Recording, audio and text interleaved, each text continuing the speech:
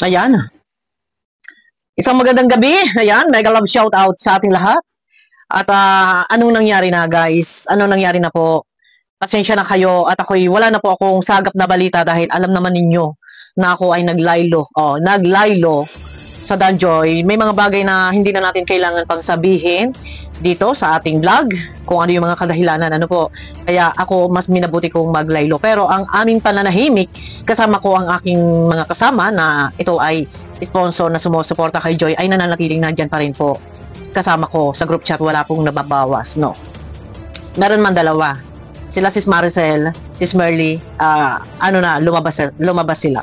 Pero ano na ang balita? Joy, ayan, ay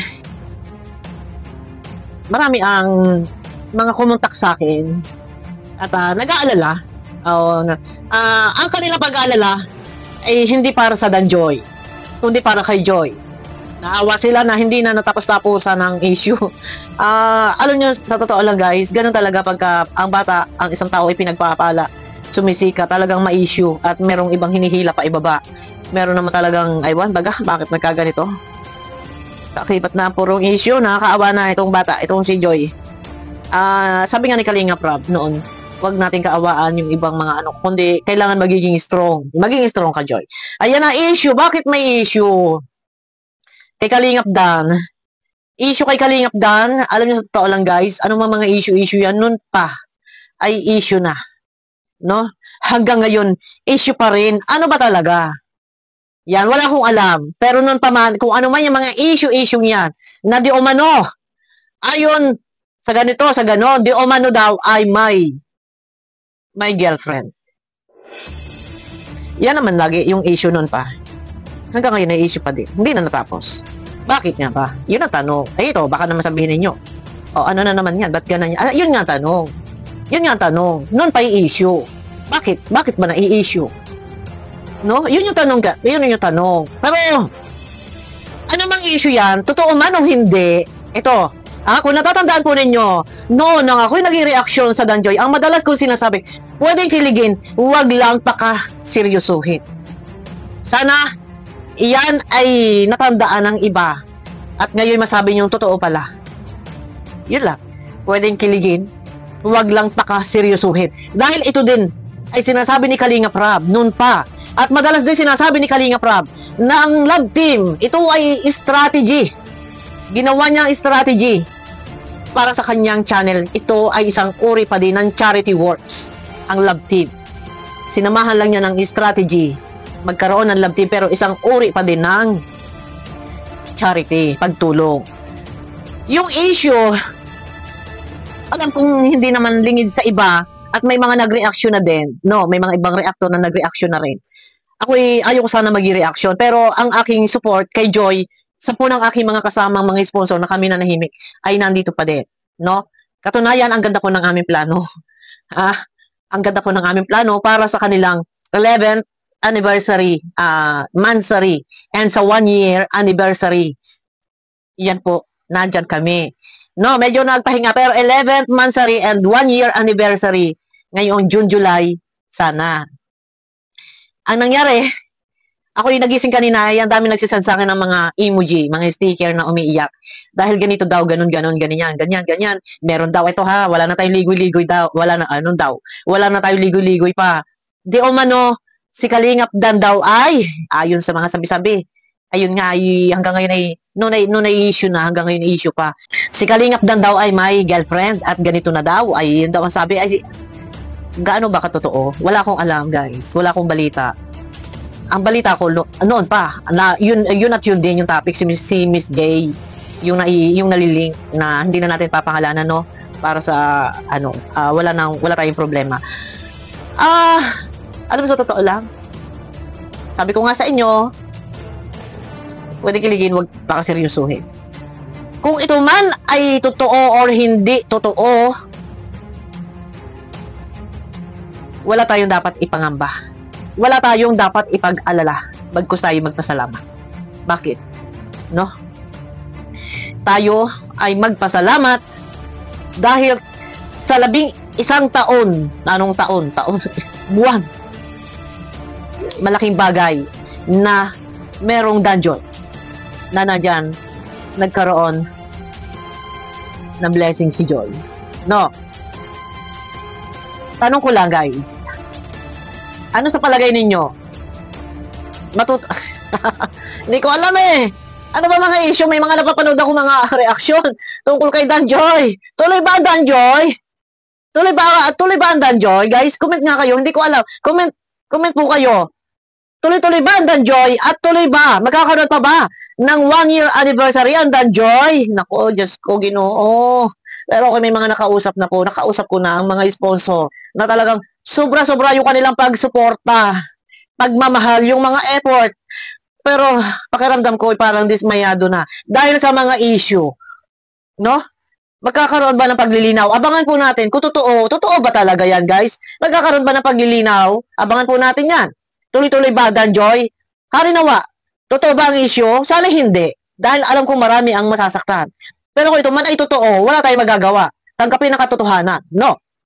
At magpasalamat na rin dahil hanggat maaga ay naglabasan ng totoong kulay. O, ay, anong totoong kulay? Naglabasan ng, kumbaga, ano ba tawag dito? Kumbaga, ano ba sabihin ko? Ay, Joy, ay marami nagmamahal sa iyo. At nandito lang kami, Joy. Ang isa sa amin na tinitingnan ito ay ang makatapos ka ng pag-aaral. Mahal ka! Shout out kay Ma'am Helen, kay Canoli, kay Ma'am Marie, mega love shout out. Mahal na mahal ka, Joy. Ni Ma'am Helen, ni Ma'am Marie. Alam, sa totoo lang noon, sinakripisyo ko yun eh. Hindi ako nag-reaction sa Danjoy kahit masakit sa akin. Kung makikita nyo, rebelde ako ngayon. Strike everywhere, strike anywhere. Strike dito, reaction doon. Mas pinili ko ito kesa sa magkaroon pa ng kaistresan sa buhay. Pero ang aking pananahimik ako na lang ay hindi nangangahulugang pinuputol ko ang aming suporta para kay Joy. Nandito lang po kami para kay Joy. Ano mang, Diyos ko, ano ba itong mga issue ito? Pero ako magpapasalamat na lang din. Kung totoo man ito, ako magpapasalamat na lang din dahil kahit pa paano ay nakasuporta, nagkaroon ng suporta kay Joy, nagkaroon ng sponsor.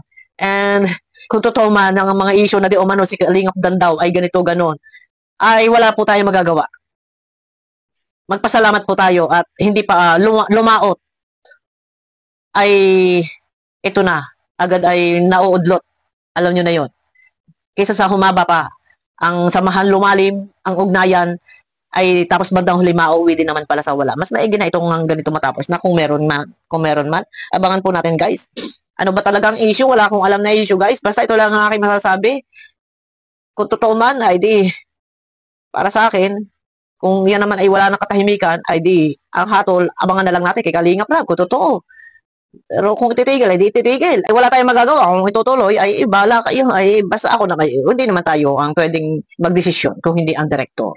Kaya lang ang issue ay hindi pa rin talaga matapos-tapos. Issue noon hanggang ngayon. Bakit? Yun ang tanong. Bakit patuloy at patuloy na nalilink yung pangalan ni Miss J? No? Ano bang pangalan nito? Alam nyo na yan, guys. Alam ko namang alam ninyo. Patuloy at patuloy na nalilink at may iba sinasabi na ang daming conversation na nakarating sa akin. Hindi ko man daw ay buntis na, gaano ba katotoo? Pati sa birthday ni Grace, happy birthday pala kay Grace.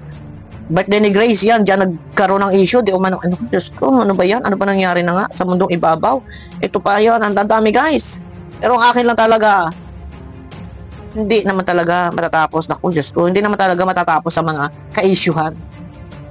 Lalo pat meron silang mga basher, gagawa ng mga ka-issuehan para mapornada, masira. Yan, ito na. Kung ito man ay matitigil, ano mga issue-issue yan? Walawang, magdidiwang, o tagumpay yung iba, halakhak yung iba. Yun yung pinakamahirap dito. No? So, ano na naman yung mga ibabato patong issue. Pero, sige, bigay po tayo ng reaction patungkol dito. Pero, Joy, lagi mong tatandaan, marami ang nagmamahal sa iyo. Ano mang mangyari, wala man ang love team, marami nagmamahal sa iyo. Shout out pala sa lahat ng mga sponsor na nandyan, na talaga full support. No, para kay Joy, maraming salamat. Tuloy lang tayo, guys. Ito naman talaga yung sinasabi ni Kalingap Rab, suportahan ang kanyang mga beneficiary. No po? Abangan nyo ako, guys, sa aking update at tayo mag-research. Pero katunayan, marami na po tayong hawak. Marami na po tayong hawak na marami na po tayong hawak na. Yan po. Marami na tayong mga hawak na, hindi lang ako muna maglalabas ng mga pahayag, mga dahil mas mabuting kailangan nating hintayin muna ang paliwanag dito ni Kalingap Dat. Kasi mahirap tayo na gagawa-gawa tayo ng kwento, ganyan, ayon kay ayon kay ganito. Hintayin muna natin ang kanya explanation patungkol sa mga issue-issue ito. And kung totoo man, ako sa part ko wala akong pakialam kung totoo na may girlfriend. Hindi natin kailangan habulin. Hindi natin kailangan ipagpilitan na si Kalingap Dan para kay Joy.